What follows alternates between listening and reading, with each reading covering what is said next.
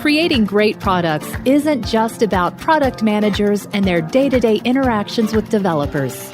It's about how an organization supports products as a whole, the systems, the processes, and cultures in place that help companies deliver value to their customers. With the help of some boundary-pushing guests and inspiration from your most pressing product questions, we'll dive into this system from every angle and help you think like a great product leader. This is the Product Thinking Podcast. Here's your host, Melissa Perri.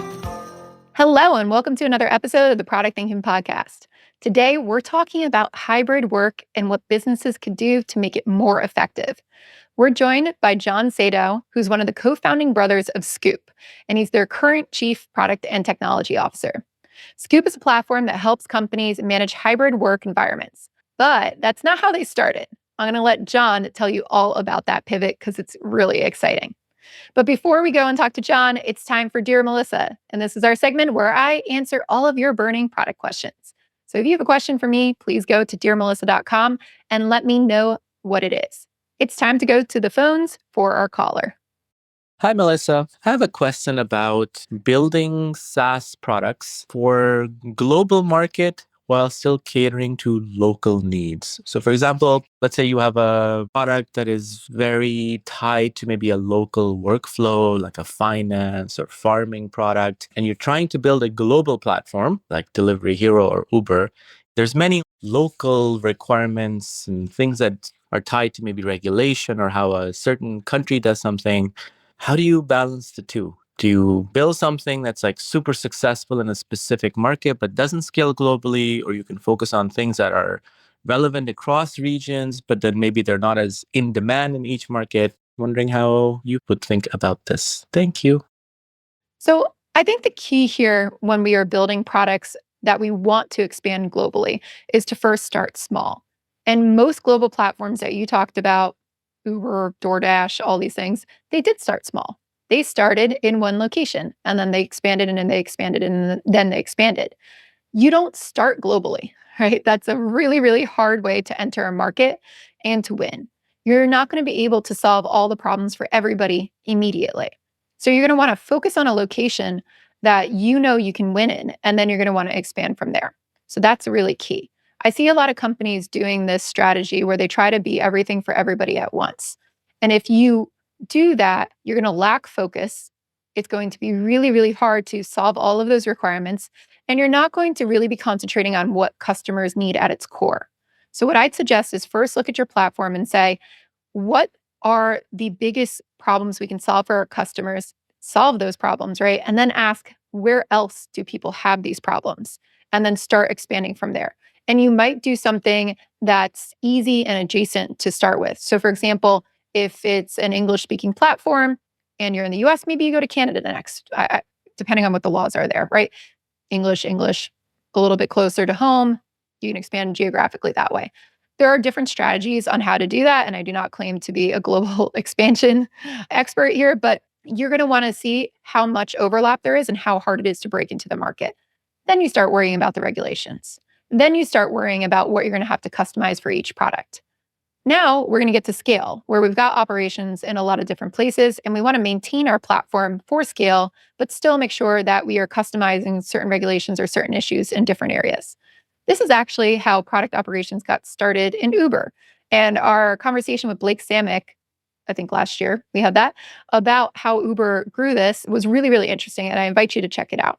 But what they did is they kept tabs on the local hubs of where Uber was and started bringing the requirements or the needs back to the central development part of Uber. And they started talking about the commonalities between the different geographies and different places. So that's a great way for you to start to discover things, boots on the ground, get people out there talking into different geographies. And you come back and you look at commonalities everywhere. And then you're going to start to think about, how do I shape my product for this? Do we need different components that are just customizable for each country? Do we need certain parts of it that may look different in, country A versus country B? That's where you start to really spread. At the core, though, you want to have a platform that's, let's say, a high percentage similar everywhere so that you can maintain it. And I see a lot of companies that expand geographically have like completely different products everywhere. And that does work in certain cases if you can scale that way. But if you want to get the benefits like Uber has or DoorDash has, they really have a core platform and then they customize different components on it depending on where they are. So that means that your development costs are a little less, it's easier to maintain, and you can keep scaling that way. So you're going to want to think about what's your core and concentrate on that first, and then worry about going globally.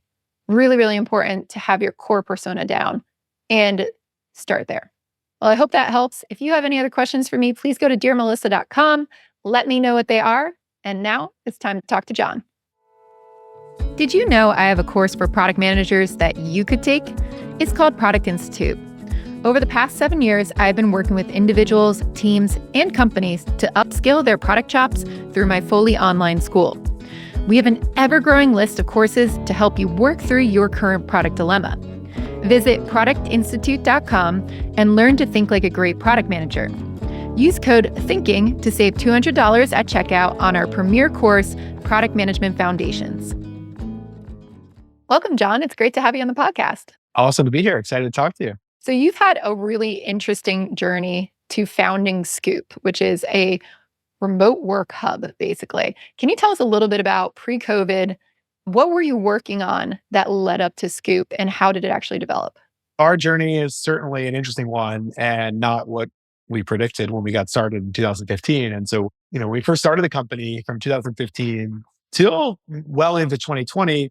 Our focus in the first version of Scoop was building a carpooling and commuting application. So we built the country's largest enterprise-oriented carpooling app. And our whole focus was on the trends that were driving the commute to be more challenging for sort of everyday employees around the country, where more people wanting to live in suburban environments, but commuting into big cities, going to the office 5 days a week, offices becoming more crowded and more dense, all of the trends that now in a post-COVID world seem crazy, right? Like they're totally the opposite of where we are now in terms of office vacancy.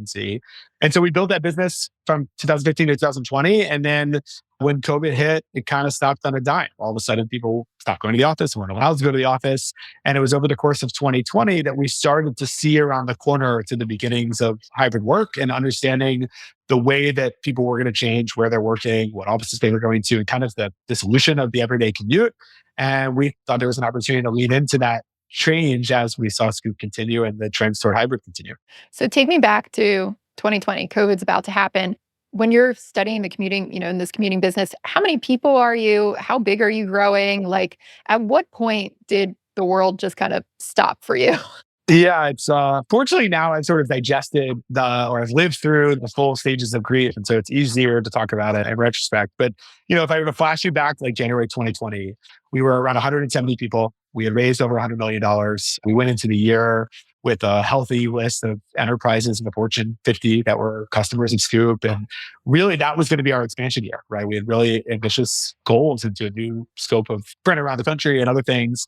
And then tell this little anecdote that I haven't shared much publicly, but I remember it was the last week of February in 2020. We were in an exec team meeting, and I remember getting another push notification on my phone from CNN about the coronavirus.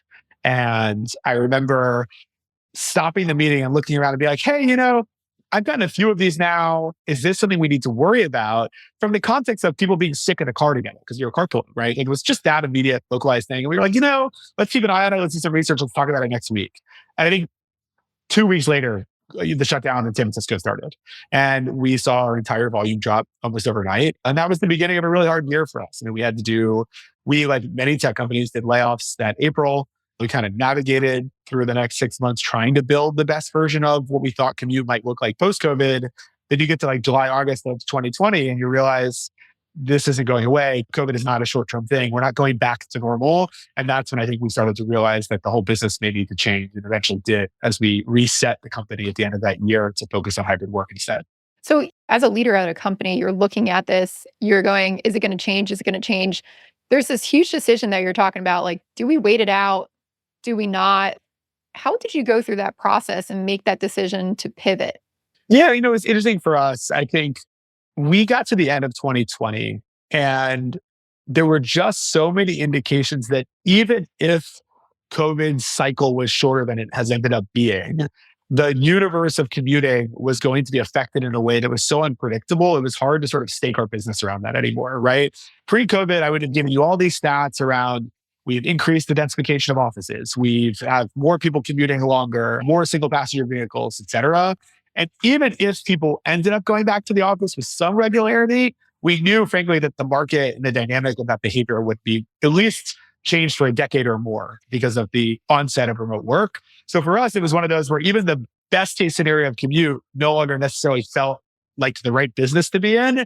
And we looked at hybrid and we said, you know what? We spent the last 8 years, and I guess at the time, 5 years, thinking about the dynamics between employer and employee productivity and motivation and how that was affected by the commute. We just thought we were in a really interesting position to try to support everyone into this hybrid future. And I mean, we agonized over it for probably like 6 to 8 weeks over what to do. And then we finally said this felt like the best chance we had of being able to continue to, succeed as a company. So when you're going through that, deciding to pivot, saying, hey, we're going to change these things, how did you kind of test that concept and figure out what we should be concentrating on next and then communicate it to other people? This is a really interesting product story where one of the things that has been interesting about our evolution from commute to now hybrid work is we've sort of moved down the chain from B2B enterprise to B2B SMB to really like product led over the last 3 years. And that's a really important thread here because our sort of, I'll call it epiphany about hybrid work and the solutions we could build were born out of the conversations we were having with our enterprise customers on the commute side. So we were working with some of the biggest companies in the country and hearing about their challenges coming out of COVID. So them coming to us saying, hey, we're thinking about having more smaller offices, but we don't know how to get our people there, or we're thinking about doing permanent remote work, and hearing the beginnings of this, what should our policy be? How will we bring people back to the office? What will hybrid work look like at our company? And we kind of realized pretty quickly that the large companies had the resources to build solutions for those problems. They had internal teams building check-in apps and desk booking and other types of things. And then as soon as you would talk to anyone that wasn't, a FANG company or a Fortune 50 company, they all needed the same solution but didn't have the software. And so the first light bulb was there's this enterprise privilege, so to speak, that can be distributed in the mid-market or an SMB world where everyone's going to need a way to check in, a way to have capacity and attendance managed, a way to handle desk booking. That's kind of where we started in our hybrid journey. We've evolved out of that a bit from a product perspective. But that was where we first said, hey, we're in a position to deliver what we're hearing from enterprise to that next long tail tier of company. When you pivot a company like that, did you end up like shutting down the commuting part of it, or is it something that you just added on to this? We basically, over the next 6 to 12 months, moved it into what I would call like a maintenance mode. And so we stripped it down to the core mechanics. It ran pretty dormant during all of COVID, like during shutdown. And then we saw a kind of natural pickup, frankly, in that business over the last year and a half as people return to whatever this new normal of work is. Now it's a small fraction of the business that it was before, in large part because of what I was talking about before, which is that just that market doesn't exist in the same way, right? Even in the best case of scenario, people are going to the office 3 times a week, maybe. And so we see some usage in the larger areas we were in before, but the actual priority for us as a company was how do we reduce the amount of resourcing that is required? And we've basically been 99% focused on building hybrid software for 2.5 years, but we let the commute business continue to sort of run on autopilot. Do you kind of like check in on it and make sure it's still worth maintaining it, still have it there? Like, how do you kind of make those decisions? Because I know a lot of companies who have legacy software or something that they started with, right? And they're moving into other things. What's your like process for reviewing it, making sure it's still worth like maintaining and looking at it? Yeah, that's a constant conversation and it's come in very different cycles. I think there was a period where there was a lot of internal tension on, hey, is this still worth it? Without getting into too much detail, the economics of it makes sense for us. And that's always been the core barometer is like, does it benefit the overall company for us to keep operating this and just in terms of dollars in and dollars out? And so far the answer has been yes. And we've made some decisions to support that. We've cut out some software that we didn't need or pieces of things that didn't matter anymore. We streamlined even the economics and how we approach the business. But every quarter, I would say for 3 years now, we've kind of said, hey, we still know what we're doing with this. And I do believe over time that the context of that evaluation will continue to change as our core hybrid business grows. When you're pivoting, right, you had this commuting product out there in the market. How did you go after new customers? Did you approach like the same customers who already bought the commuting product for you? And then how did you communicate to them this either shift or these new products you had out there? Because so much of our very first hybrid product was kind of borrowing what the enterprises were building for themselves and then sort of trying to create a scaled solution. almost all of our customers of that business knew what I would call like workplace management is how we typically talk about it. But that business were new. And so I would say we were kind of heads down building something new for the beginning, let's say half of 21. And then we started selling. I mean, we were doing mid-market sales. In that case, we had kept the salesperson on from the commute enterprise sales days. We were really comfortable selling to the mid-market, honestly, coming down from the enterprise. And we had probably overly qualified folks who were able to sell into that business. And that did pretty well. I mean, we signed on a few dozen customers in the back half of 21. And it was toward the end of 21, actually, that we kind of decided, honestly, that we didn't feel that workplace management business was the ultimate version of hybrid product that we wanted to build. And so, just to go a little bit deeper on that, the end of 20, beginning of 21, there was sort of this convergence around workplace management software. And anyone who had been anywhere near that space pre-COVID was trying to get into it, whether they were a visitor management system or an office planning system or packages or other stuff like that. Basically, everybody knew that desk booking, check-ins, vaccination tracking was going to be required. And by the end of that year, even though we were starting to build a nice, healthy little business, we just didn't think that was the core hybrid problem. We ultimately felt the real hybrid and flexible work problem was about employee experience, right? Am I able to get the full value out of this flexibility and be productive and do so in a way that works for both me and employer? And at that point, we sort of did a mini shift again and said, hey, you know what? We want to build software that the employee is choosing to use, as opposed to it being like a top-down check-in software that's very utilitarian or very administrative, but not really providing broad value to the employee. What have you seen as some of those biggest issues for employees when it comes to hybrid work? Yeah, I mean, I think what we've learned over the last 18 months, sort of dating us back to the beginning of 22, the first 8 months, so I guess 18 to 24 months, is people do want to go to the office sometimes. There is a genuine appreciation of the in-person time and the in-person work that happens. But they want to do that in a way that's practical and productive, as opposed to doing it because they were told to. It's not useful for me to come into an office on a Tuesday to do heads down work or to not meet with the people I need to. It's also not useful for me to only come in on Tuesdays just because it was easy to put a spreadsheet together that said, let's do Tuesdays. What they want to do is do certain types of work in the office and certain types of work at home. They want to work with certain people on certain things in certain places. And the other is it changes. Sometimes it changes based on the mood. You just want to get out of the house, right? Nice day out, you want to get out, you want to walk around, you want to go to lunch with people, et cetera. And sometimes it's, like it is outside here and it's in the 20s and 30s. And the idea of having to get in a cold car and drive to the office is just not super appealing. For us, the success that will come in hybrid work is understanding all of those variables to be able to enrich the employee experience, which is then in turn going to deliver back to the employer what they're looking for, which is a happy, productive workforce. So when you're designing Scoo, how do you kind of manage for that flexibility? The biggest thing for us was to hear from employees, what are the things you're actually looking to accomplish, right? And what are the things that are causing challenge for you? And help then provide value to them that we think will then make them want to come into the office, right? The reason return to office mandates have been such a topic now for several years is because there's this natural gap between employer thinks they need to have some sort of administrative pull into the office and employee says, hey, you don't get us, right? You don't fully understand. It's almost like having a teenager. Right? It's like, hey, I know what's best for you. You don't know what's best for me. And their answer is somewhere in the middle. And so in pulling on the thread of those problems, like any good product builder does, or product building team does, we've gone back to like, okay, well, what are the challenges? Well, the challenges are, first, I need to have visibility into what people are planning on doing.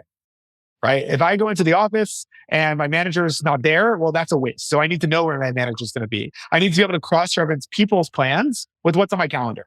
Right? And I need to be able to make good decisions around the types of meetings or work I want to do when I'm in versus when I'm out.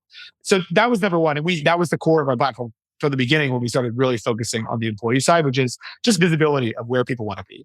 The second is around just trying to reduce or streamline the operational overhead of these office planning days, right? Just even asking, are you going to be there? Are you not going to be there? What days next week work? So that people can put a little bit of planning ahead where before they didn't have to, right? It used to be I'd just show up at the office and everyone will be there. And so having that visibility needs to be amplified by making it easy to get it and see it. So we built things like office polls, syncing that with your calendar, syncing that with your Slack status, and trying to reduce the challenge of understanding what people's plans are going to be and building those tools in a way that make them super easy. I mean, we would interview tons of people who almost all of them would say, there's some massive long running thread in Slack each week where someone's like, hey, anybody thinking about going to the office this week? And eventually people would try to navigate that and it would be unreliable and they would just give up. And they would just like, I remember there was a phase, I think it was in early 22, where I was doing sort of deep dive on user research experiences around hybrid. And almost everyone would say, I don't go to the office as often as I probably wish I could. And they would basically say that they had been disappointed so many times with going in and it not being worth it that they just stopped going, even though that was suboptimal for them. And they, in some cases, wanted to find another job where people were going in more regularly or more reliably. The third bit for us, which is really what's front and center for us today, is going beyond the where of work to the what of work. And really what we found is that at the end of the day, the office planning problem distills back into, well, how am I spending my time? What meetings am I in? Who am I meeting with? What heads down work am I doing? When do I have time for that? And so we've actually really shifted a lot of our focus in the core product to go beyond office planning to actually meeting planning and the how I spend my time part of hybrid work. That's really, really fascinating. So I feel you brought it up just a couple minutes ago too about how there's this huge like push to return to work and employers are like, you must be in here either 4 days a week or on these days. What have you seen and I think everybody's trying to figure this out, right? Like, it's like, how do we effectively manage a flex schedule, but also if we want to be purely remote, manage purely remote? And like, what are the critical criteria to keep people innovative, collaborative, and like working together? What types of things have you seen work? Yeah, I mean, what's interesting is obviously in the early days, there was a whole variety of different policies. And one of the things that we built earlier on with Scoo is sort of a sister property that we call the Flex Index. And the goal of the Flex Index was to really put hard data behind what are companies doing, right? How are they managing return to office plans? How many days are they requiring? Are they having flexibility? What are the different policy distributions, et cetera?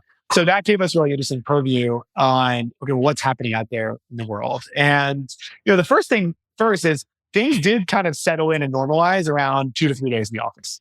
So, practically speaking, it seems now kind of obvious in retrospect where most people prefer not to go in on Monday and Friday. And so they go in on Tuesday, Wednesday, and or Thursday. And so what's interesting about that is it did simplify the problem a little bit around, okay, now it's a matter of this is probably when I want to go in most. What do I want to do? And what does it look like for me to be productive? And so, the companies that have succeeded here are the ones going back to what I was saying before, who have really oriented around what are you trying to accomplish when you are in the office versus the ones who focused on seeing is believing. When I say seeing is believing, what I mean by that is there's a lot of companies I think who built policies around, this is something my brother has talked about a lot when he speaks for the Flex Index, which is, well, I know that before COVID or before this latest economic downturn, we were doing better. And we were doing better when everyone was going in the office. If so facto, if everyone goes to the office, we'll do better again. And it wasn't what happens in the office or why people go. It was, if you're in the office, I know you're there. I know I can see you. And that must mean that you're being productive. Reality is, all of us who have worked in an office know that there's plenty of people who are coming in every day who are also not productive there either. And so the ones that have been most successful are the ones who say, okay, there's certain value we want to get out of the office. How do we create an environment for that to happen? And sometimes, ironically, that's not about getting work done in the office. It's about building relationships. It's about having certain types of experiences. It's about building culture in certain ways, which, is more than just being there on the same day. But that's been the most common denominator. Is am I focused on the output metric of how many days are you coming in? Or am I focused on what the goal is or the output goal is of you being in the office? Are you eager to dive into the world of angel investing? I was too, but I wasn't sure how to get started. I knew I could evaluate the early stage companies from a product standpoint, but I didn't know much about the financial side. This is why I joined Hustle Fund's Angel Squad. They don't just bring you opportunities to invest in early stage companies, they provide an entire education on how professional investors think about which companies to fund. Product leaders make fantastic angel investors, and if you're interested in joining me at Angel Squad, you can learn more at hustlefund.vc/MP. Find the link in our show notes. I think that's so important, and nobody's really talking about that. I think in the return to work dogma is about like, what are you trying to achieve there? So I really love that you guys are focused on that. I wanted to repeat this too for our listeners. In your Q4 Flex report, I really liked the statistics that you outlined here. And I think they were pretty surprising to me as well, because I wasn't sure what kind of numbers were on here. So I'm just going to say them so the listeners can hear it and then we can discuss. But you've got 62% of US companies now offer work location flexibility, up 51% at the start of 2023. Full-time in office has dropped to 38%. That's a lot lower than I thought it was, which is cool. A company's age is highly correlated with its attitude towards flexible work across all industries. I think we could have said that too. Fully flexible public companies outperform on revenue growth by 16%. And Mississippi is the least flexible state in the United States, with Massachusetts being the most flexible, which is also very interesting. I think that outperformance thing, right, with the 16%, that's wild. I never knew. I love that you guys have like a metric on there for that. Yeah, and I love that you're bringing those forward. And I think for us, we don't know. We have a hypothesis going in, but especially within the Flex Index, frankly, like we go into it unbiased. Like our whole goal with the Flex Index is to say, hey, can we put hard data behind these policy decisions and what they're doing for businesses? And over the next year, we'll continue to do this with new insights and new benchmarking capabilities and so on. So it was interesting for us to say, hey, let's pull some revenue. Let's actually look at what's happening to these businesses with the expectation that, similar to what I was saying before, it's kind of this like when things get tough, people get tighter, and tighter tends to turn into these more, dare I say, draconian policies. Whereas when business is going well and we're trying to be creative and innovative and push our productivity, there's an appetite for more flexibility. Now, there's also a relationship there with industry and tech and things like that, where the growth sectors tend to embrace some new working models faster. And I think that's a correlating variable here. But we were really excited to see it because it's exactly the kind of thing we think companies need to look at and say, okay, what is the point of why I'm having a policy? And how do I not look in the rearview mirror of going back to where we were because it's comfortable, but how do I look forward in the next decade of work to get the most out of what the universe should and will act like from a work perspective between now and 2030, 2035. Yeah. And I imagine this is not like my personal opinion here, right? It's like I don't think people are going to be happy to going back and being mandated to be in the office constantly. And I love your hybrid flexibility kind of approach with that. And I think a lot of people are looking for that flexibility, recognizing that you're human and you've got choices to make and you've got this need for social interaction, but you also need to get stuff done. And sometimes you're more comfortable in your house and sometimes you're more comfortable in an office to do that. And I think more people are looking for companies that actually recognize that as well. So I firmly believe, and I can't wait to see if you guys can, prove this with all these reports, which would be great, that the companies who kind of embrace these policies are going to do better over time. They're going to attract better talent. They're going to attract better people. That's like firmly my stance on that. So I can't wait to see you put some numbers onto it in the future as well. Speaking just personally, I think I tend to agree. And I think the data, we'll see if it bears that out. I think, one of the things I often will talk to folks about if they're reflecting on how to approach the problem is we forget sometimes to ask ourselves, what would you design if you were starting from scratch today? And it's so hard to let go of what we're comfortable with. And one of the things I remind people is the only reason we go to offices is because we moved on from factory work to desk work. And we did factory work because there was no way to do factory work at home. And then we got used to the idea that you go into a place to work, even from a zoning perspective, like not to get too geeky, this is where like the commute background in me comes out. Like this goes back to like zoning, where we needed to have enough space for people to co-locate to be able to do their work. And this is pre-internet. So this is back when we didn't have laptops and internet and all that. And I think sometimes we're so used to saying, well, this is how it always has been. It's kind of a classic innovation situation where if you were just to start society today, and we had the internet, we have laptops, we have video chat, and design an operating cadence or an approach to work that said, hey, you can go into this place together or you can work from home. What would you do? It seems almost obvious that you would never say, well, let's never be together or let's only always be together. There's costs and puts and takes in every case. And I think that's where your hypothesis or your point of view here, I think, bears out or will bear out in the sense like this mixed or hybrid solution kind of seems more obvious when you think about designing it from scratch, given, what we have today to do our work. Yeah, it's definitely different from even like 20 years ago, what we were doing as well, which it's only going to keep getting better and better. One of the big questions I think people ask about remote work when it comes to, or hybrid work, right? When it comes to product management specifically, is about product management is this role where you need to talk to a bunch of people, right? Like you need to talk to stakeholders and you've got to manage so many different people and you have to really build relationships. And sometimes it's hard for people to do. They think, let's put this, there's an assumption that it's hard to do remotely, right? When you're not in an office where you can't just have a water cooler talk or go talk to people. How have you seen people build or forge those relationships, especially if you're new in a company, online or in a remote or flexi work environment? I think it's easy to quickly get to the, it's not possible, right? Not possible is different than different. And what I mean by that is building relationships, in my experience and what we've seen from others in a remote environment, in product and maybe in most operational roles or heavily cross-functional roles, just requires a different level of effort than it did before and a different type of effort, right? I go back to even Scoop pre-COVID. You're in the office, you're a product person, you're going to be having lunch with people and having coffee with people and turning and asking. And that makes it easy. Easy doesn't necessarily mean better, just means easier. One of the things I tell everybody on our team, especially when we've hired new people, is you have to put the time in to say, hey, can I just grab 10 minutes to talk to you about some stuff or get to know you, what have you? But that, yeah, it requires a little bit more formality. And so the first is embracing the fact that in order to engage and create that space between you, you've got to actually put the effort in. And I know that seems maybe basic, but there's a lot of folks who are like, oh, right, I need to schedule time just to connect with somebody, just to ask them how things are going. That's one. Two for me is resisting the urge or the pull for everything to be asynchronous. It is easy to say, well, I'll just put this in Slack. So we'll go back and forth and everything just becomes another person at the end of a text-based message. This goes back to the first, which is you've got to find opportunities to say, hey, you know what? Let's do the video chat. Let's have the one-on-one. What's funny is we still have this bad tendency to always want to have meetings as a group, but then we don't want to go live on a Zoom to have a conversation that's maybe a little less formal or a little more exploratory. And the third for me is I don't think you can get away, even in a fully distributed business. I think most of those companies have resolved this as well, without having some in-person touch point. I think the key there is I don't think you need it every day.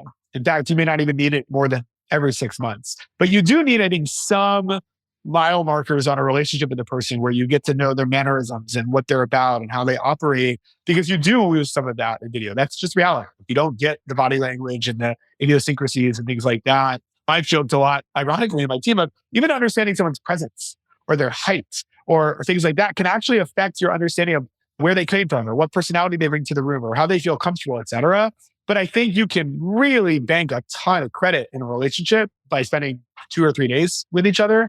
You know, one of the things we did at Scoo is we started doing every 6-month offsites. And we went from not doing offsites as a group to every year to every 6 months. And it's had a huge effect because it really just gives you this sort of updated point on relationship, which makes it a bit more comfortable to say, hey, you know, let's grab a virtual coffee, or hey, I want to talk to you about this thing one-on-one, or spend some more time together. Yeah, I think that's really important. I have a team of contractors that I work with, but we work very closely together. And we all met face to face for the first time this year in Lisbon. And we've been working together for 4 years. I didn't even realize it was 4 years. But after that, everybody's like, oh, now I know all these little idiosyncrasies about you, right? Like now I know all this background. And it's been great to just like foster that collaboration. So I think having some kind of face to face time is so important. 100%. And I think, you know, similarly, I think you have to embrace the things that are easier in this way. So for example, I think the world we're in now puts a premium on writing and writing quality and being able to articulate your thoughts. And usually it's succinct, but good ways. And as a product manager, I think that's a core skill. And it's a core skill that I think in all the PMs that I've worked with or product and engineers that I've worked with is not always one that people have. And so now being able to convey your ideas in writing in a way that someone can digest that becomes more important. And I think that should amplify our skill set there just through repetition, which I think can balance out with the need to build relationships and connect with people. Because I think that's the other side of the coin. It's like you're not just building a relationship for relationship's sake, you're building a relationship to operate better, but operations require more than just knowing the other person. You know, I'm really happy you brought that up because I think there was this whole misconception, I think, when Agile came out, when we were talking about lean startup and stuff like this, about don't make too much documentation, don't make too many things, right? Like too many artifacts, right? Instead, focus more on collaborating and talking it through with people instead of just like documenting everything. I saw that pendulum swing like crazy, right? Where it was no specs. We can have no specifications whatsoever, right? And I had came from a waterfall product management environment before I started learning about Agile, you know, like back in the 2010. But I was used to writing these giant specification documents. So when I started Agile, I started just getting more brief and more brief and more brief, but I never kind of lost that training of writing. And then I see a lot of new product managers come to the role where they never got that training to like write it all out, right? To think it all out, to actually sketch it all out and then think about breaking it down.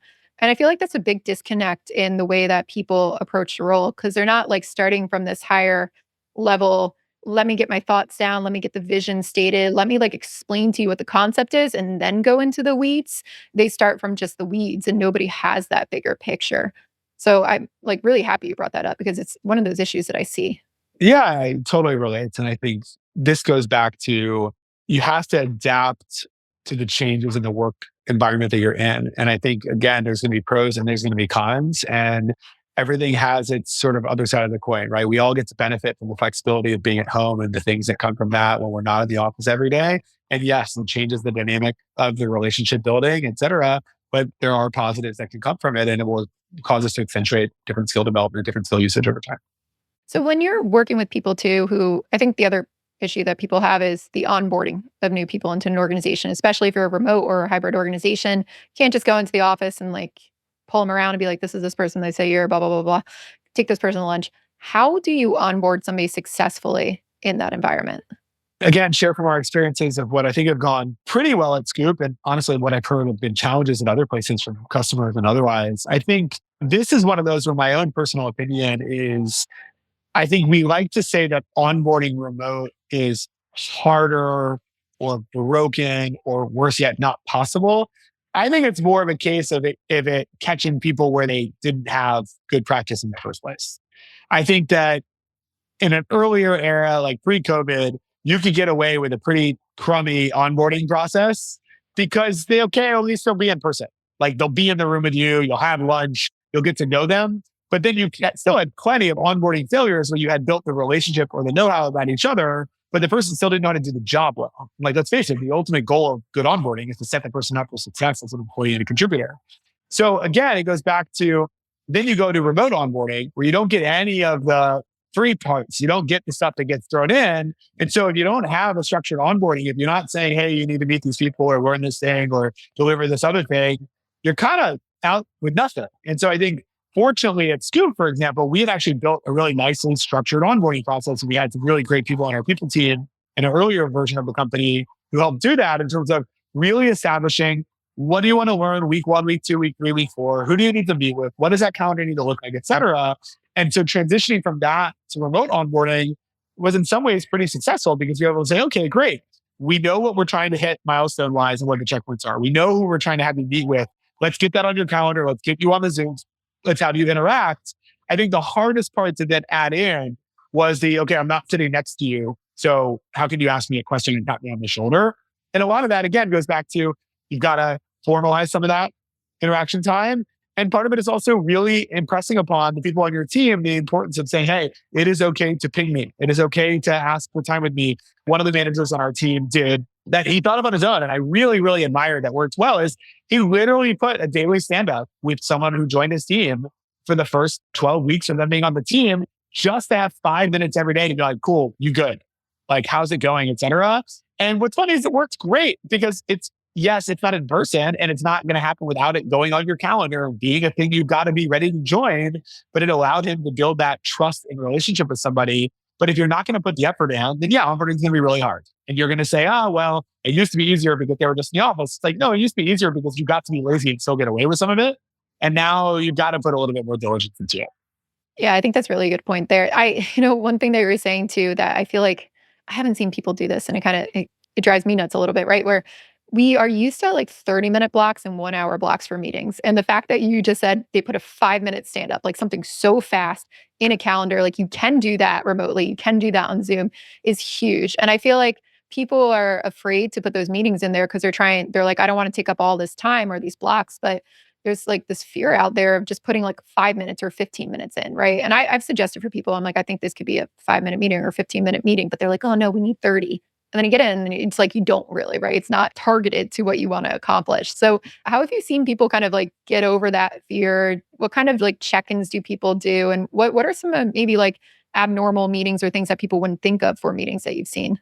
Part of this comes back to with the product we're actually building, right? Which is that, frankly, calendars are not built for the way that we operate today, right? They are built for really structured, bucketed time where you're in an office and you're moving from place to place, and it is in 30 to 60-minute intervals, basically in all cases, no matter what calendar application you're using.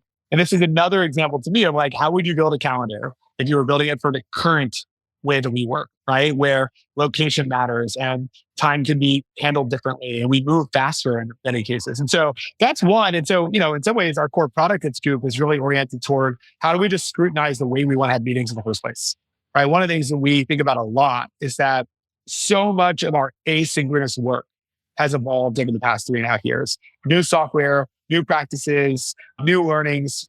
And our synchronous work is the same. It's still too many poorly planned, too long meetings that have bad follow through. Like everyone says it. And the only thing that's changed is we now have more meetings, right? Statistically, we put out some data on this. We have more meetings. We spend more time in meetings. Everything has become a meeting, going back to if it's a group chat, it's always a meeting. And if it's one-on-one, for whatever reason, we only want to do that in chat because that makes more, I think, more sense for people, even though it's sort of, I think, inverted. And so things that I've seen work well are eschewing the like historical requirements of what a meeting actually is, having more ad hoc jumping on a huddle or jumping on a Zoom, letting go of 30 and 60-minute increments, and then honestly vocalizing, do we need to have this meeting or not? What are we trying to accomplish? And what is the right amount of time for it and why? And I think once you kind of throw out some of the old rules, it allows you to say, okay, we're trying to be productive in a synchronous fashion for some reason, but what does it mean to be productive in that environment? And obviously this is core to what we're building with our meetings product, and we're rolling out more of them in 2024. I'm excited to see that too. I wish people would be better. Meeting hygiene is always important, I feel like, for all of us. So I'm curious, we've been a couple years into the post-COVID world, into this, flexi work, remote. What do you think is going to be the trends, or what do you see evolving for the future of this over time? In some ways, I think we've hit the baseline, or we've established rather the baseline of what hybrid and flexible work are going to be. I mean, one of the data sources we look at, and we did some collaborative work with them, is there's a company called Castle. Basically, it's the badge data source, and they put out reports all the time. And if you look at their most recent reports, we basically flatlined in our office occupancy and attendance, right? So this idea of, well, what's going to happen, it kind of has just stagnated. Like we're there. And it's not surprisingly, it's about 50%, right? Which basically means that in general, people are going in 2.5 days a week on a given day. So the first things first is, I think that's that. Like, I think that ship has sailed, where in general, the average employee is going to go in half the time. They're going to spend the rest of the time at home. And so I think any conversation of, well, what is going to happen around office usage, if I had to guess, I don't believe it will change much over the next 10 years. I think that's just going to be how it is. The areas I do think might change or will be challenged, I think there will be major shifts in the way that we spend our time synchronously, as I said before. Like, obviously, this is a bias I have with what we're building and how we're thinking about it, Scoo. But I think that the idea that I have all of this asynchronous flexibility in my tactical work, and yet I still would tell you that about half of my time is unproductive in meetings. Something about that is going to have to get scrutinized because it's at odds with the very sort of like energy and concept of like how people are trying to spend their time working now. And I think it affects hybrid work in a very significant way, right? The idea that I would commute into the office for the meeting to get canceled, or for the meeting to be ineffective, or the person not to be there, is the ultimate waste of time. And so I think that's going to force us to really say, okay, what am I doing with these meetings? And what does synchronous work look like when we're not synchronous and in person? Other things I think that are really interesting to me, kind of outside of my own domain of expertise that I'm sort of intrigued by, I do think that real estate usage, office design, the physical world we work in is going to have to change quite a bit. It's funny because I think about the advent of co-working spaces and what do we want to put in an office, what that's going to look like. And I think we've probably just scratched the surface of what a modern office should look like and what it needs to be like. Even things like, I work from home every day here in Atlanta, and I sometimes am like, maybe I'll go do a WeWork just to be around some other people. And even the idea of being around other people who aren't even on my team is interesting. And so I do think there will be these interesting combinations of, what am I trying to get as a human being who needs some human interaction versus what do I need to do because it helps me professionally in my own company? And how does that affect where I want to work, or how offices are designed, or what that looks like? I think that's going to change quite a lot. I don't know exactly how, but I think we've always started to see what's going to happen there. And the main reason why is I think companies have been really reticent to innovate here because they're holding on to leases and so on. And then I think in the next generation, they're going to say, okay, well, what do I really want to do with this space to make it be productive? I'm really excited to see what comes out of this. It sounds like a good future to me. Thank you so much, Jon, for being on the podcast. If people want to learn about you or Scoop, where can they go? Yeah, it's great talking to you too, Melissa. If they want to learn more about Scoop, you go to scoopforwork.com. If you want to see the Flex Index, that's at flex.scoopforwork.com, and you can get in between those. Then you can follow us on Twitter at scoopforwork or at Flex Index. And then I'm at Jon Sadow on Twitter, but not a ton of action there. So I'd start with the Scoop side of things. We'll put all of those links in our show notes at productthinkingpodcast.com. So definitely go check it out there and get in touch with Jon and check out Scoop. Thanks, Melissa. Thank you all for listening to the podcast. We'll be back next Wednesday with another episode and another fantastic guest. Make sure that you submit any questions for me to dearmelissa.com, and I answer them on every episode. We'll see you next time.